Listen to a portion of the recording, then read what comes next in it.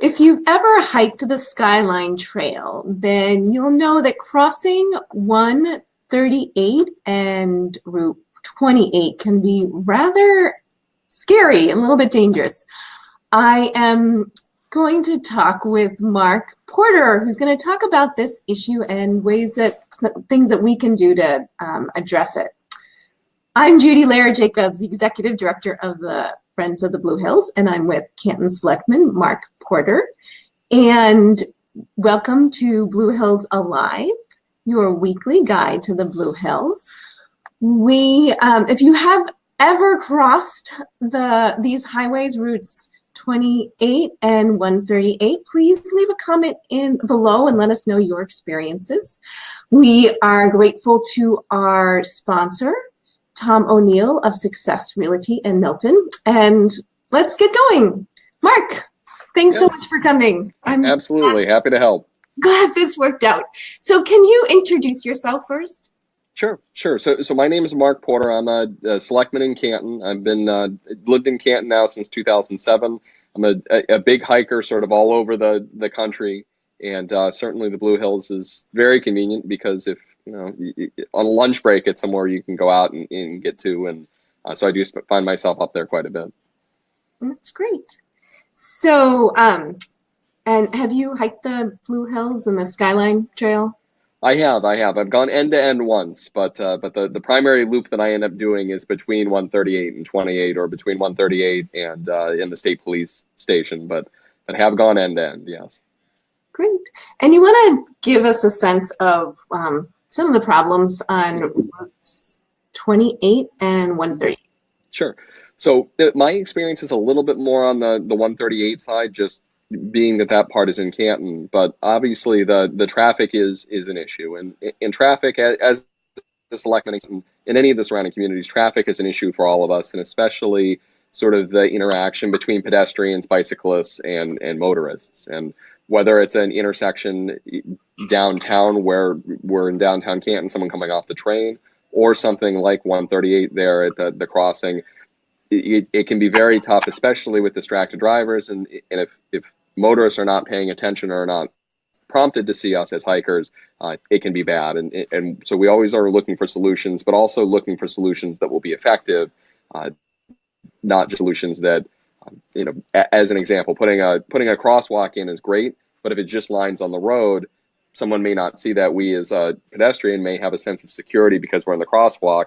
The driver may not see the crosswalk in the first place. So making sure that what we do is effective. That's great. And if you have any questions for Mark, please leave them in the comments. I know yesterday there was a number of questions on our post, so Mark would be a great person to ask. So who are some of the players involved in trying to come up with solutions to this? Sure. So while the towns have some level of involvement in this, because these crossings lie within our towns, both 138 and 28 are state highways. So they do fall under the jurisdiction of the Mass DOT. At the same time, the land on either side of the highways is owned by the Department of Recreation, so the DCR. So there's a number of different agencies that are sort of players in this overall combination and trying to find a solution to it. Ultimately, the ones that are probably going to take the responsibility financially, which is of course the biggest piece of this, is Mass DOT. Got it. And what are some of the steps that people have taken to try and address this issue? Sure. So one of the biggest steps, and I'm just going to pull up some notes here on my computer for reference, but one of the biggest steps, 138 specifically, had been identified over the past few years for the MPO, the Massachusetts Planning Organization, to do an overall study of different sections of 138 to try to find what are some of the issues with 138, what can be improved. And this isn't specific to pedestrians. This is large swaths of 138. Say they go through to Canton, where it's a mishmash of industrial and residential and commercial. But we made sure through interactions with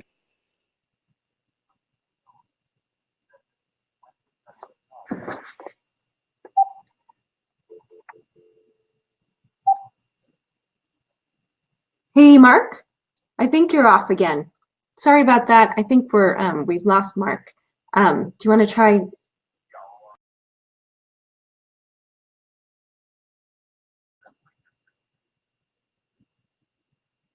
Sorry about that a little bit.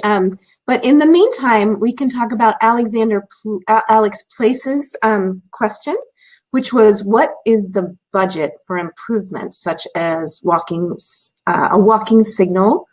Let me add you back. A walking signal crossing, and how much do these normally cost? That's Alex Place's question. Thanks, Alex, for your question at a very opportune time. So I'm back. Yes. Okay, wonderful. So there's this significant, and I think I'll be able to answer Alex's question sort of in the context of what we're talking about here, which is there was this significant study put together for 138 that was not just looking at the Blue Hills, but looking at large swaths of 138. And through the sort of your advocacy and our advocacy, we made sure that the crossing specifically at Skyline and 138 was in that study. And the results of that study, or the first sort of draft of that study, which is 359 pages, came out this past week. And one of the things is it is a what they call a medium priority piece of this overall reconstruction that they're going to do. So they take this large study, and then fiscal year 2021, there's a large budget amount that's allocated towards that. I don't off the top of my head know what that number is, but it is significant because, again, it's not just this area on the Blue Hills. It could be widening, it could be traffic lights, lots of pedestrian safety, bicycle safety. There's a lot of things that could go into that. If we were to use, say, a very small crosswalk, so for instance, in the town of Canton, we put in, or in the process of putting in, a lot of those smaller pedestrian actuated crosswalks where you get to the side, you press the button, and a couple of small LED lights flash on either side. That cost about $12,000. However, probably, again, because of the speed and the visibility on 138, we would need to go with something better, just because we don't want somebody pushing the button thinking they're okay and walking out and putting themselves into danger. So we also have a type of crosswalk system called a Hawk system. You may have seen these on Randolph Street near where the equestrian facility is, going from Canton to Randolph, where it actually goes up and over the road. So the lights are much more visible.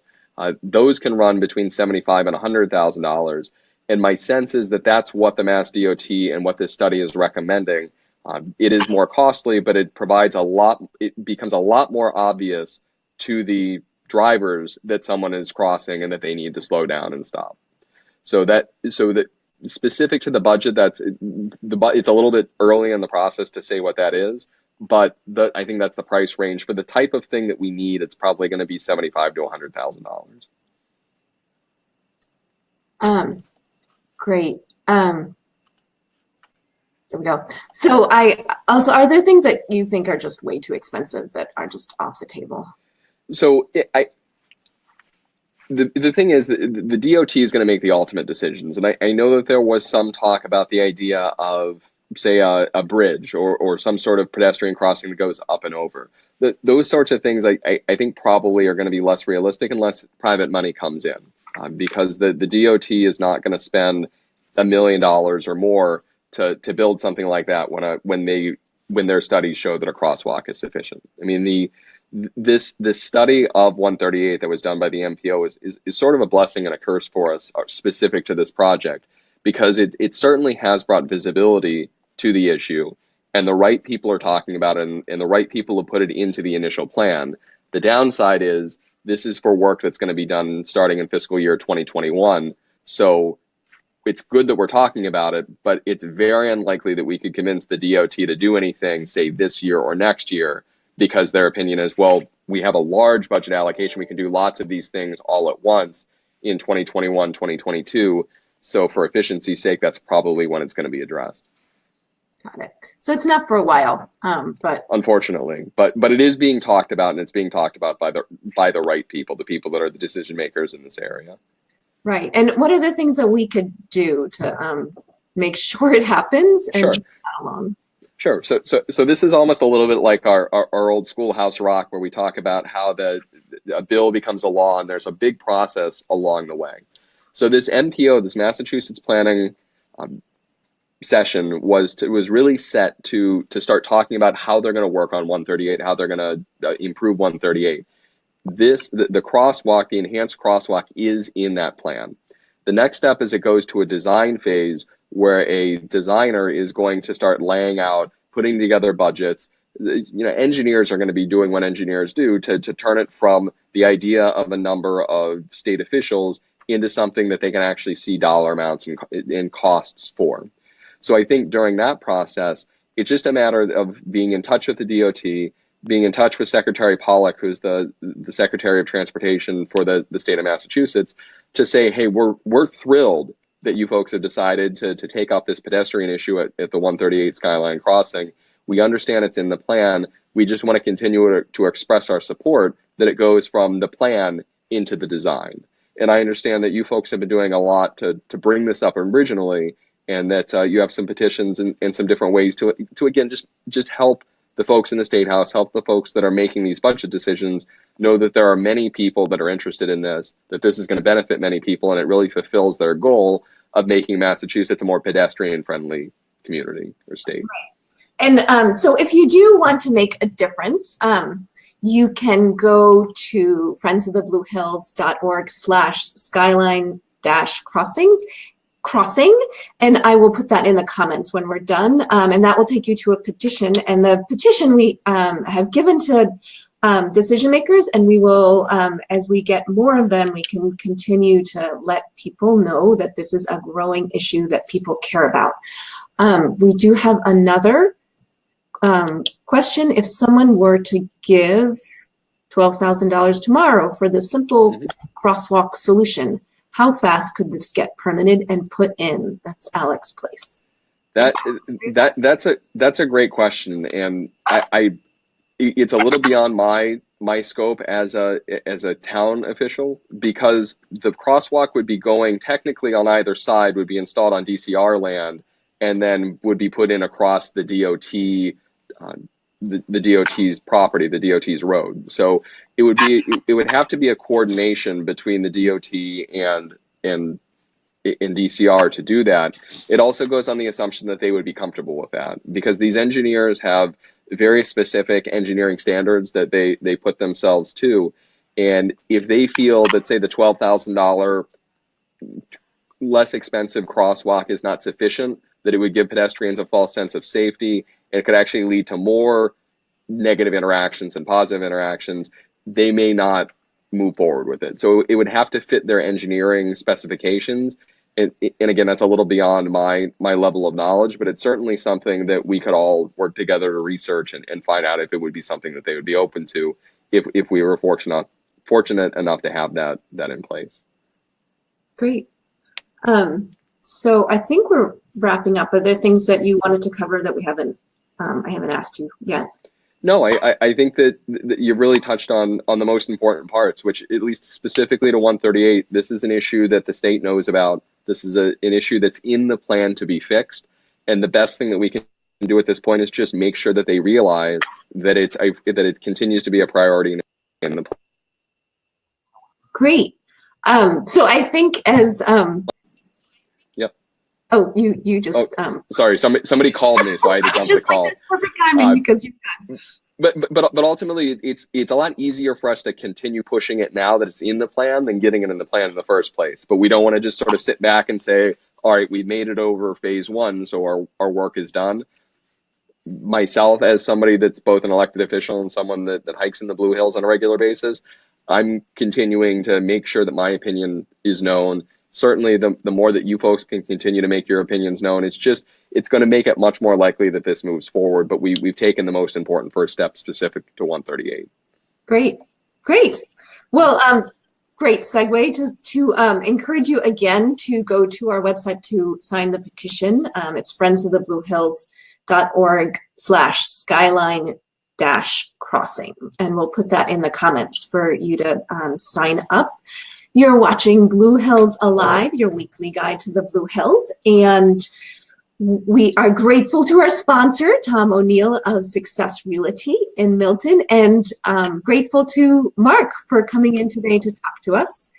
And we'll see you next Thursday at noon, and we'll talk about children and the benefits to them to be in nature and to be in the Blue Hills. So thanks so much. Thanks, Mark. Thank you.